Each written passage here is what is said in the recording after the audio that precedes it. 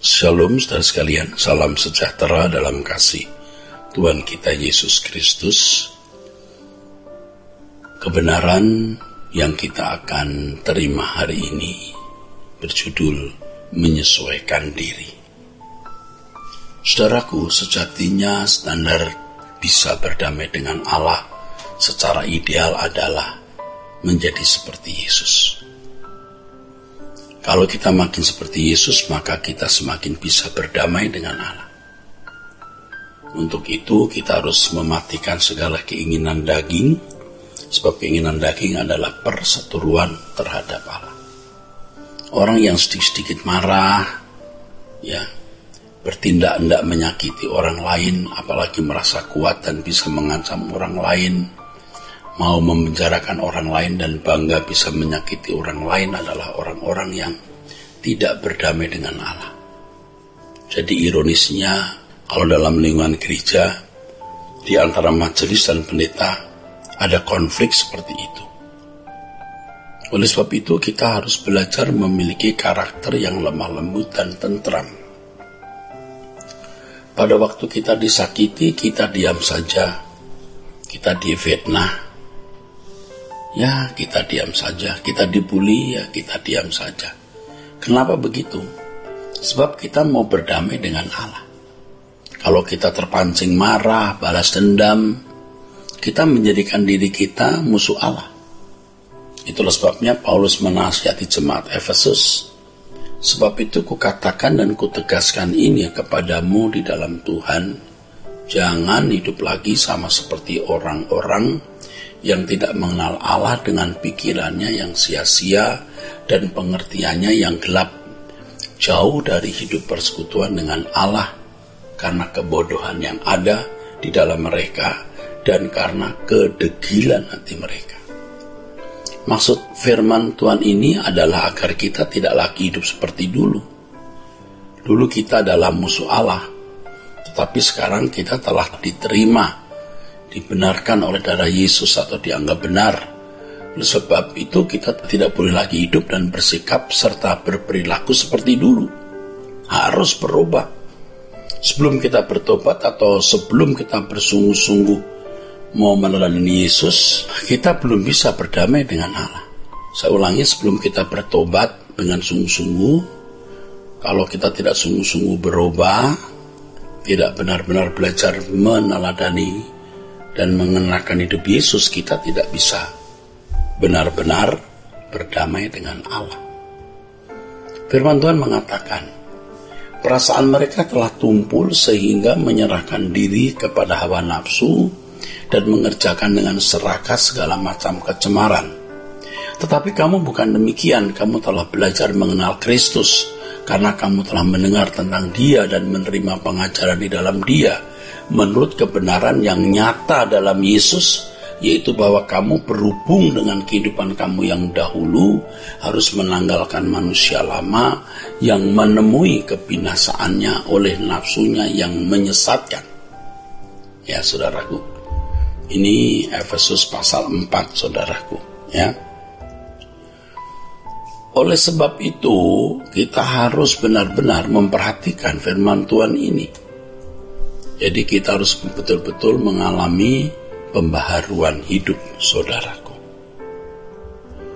Untuk menjadi orang percaya yang berdamai dengan Allah, kita harus meninggalkan segala sesuatu yang tidak patut.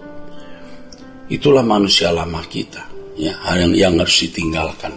Jadi kalau kita belum menanggalkan manusia lama, berarti kita masih menjadikan diri kita musuh Allah. Oleh sebab itu, kalau kita sudah diperdamaikan, dibenarkan darah Yesus, sebenarnya kita tidak boleh hanya cukup dianggap benar.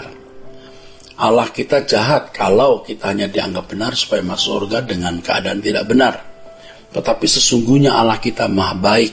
Dia membenarkan kita supaya kita bisa diubah agar benar-benar menjadi benar, dan kita masuk surga dengan keadaan yang telah diubah menjadi benar. Jadi tidak mungkin Allah hanya menganggap kita benar lalu kita bisa masuk surga dengan keadaan yang hanya dianggap benar itu, saudara. Dalam Efesus pasal 4 ayat 23 dan 24 tertulis, supaya kamu dibaharui di dalam roh dan pikiranmu dan mengenakan manusia baru yang telah diciptakan menurut kehendak Allah di dalam kebenaran dan kekudusan yang sesungguhnya. Nah, banyak orang Kristen merasa sudah berdamai dengan Allah, tapi sebenarnya masih dalam keadaan bermusuhan. Ya, kalau seseorang adalah Kristen baru, Tuhan sering mentolerir, ya, kalau dia belum dewasa, ya, ketika ia masih memiliki banyak kekurangan dan kelemahan. Tetapi kalau terus-menerus berbuat salah, itu berarti ia tidak mau berdamai dengan Allah.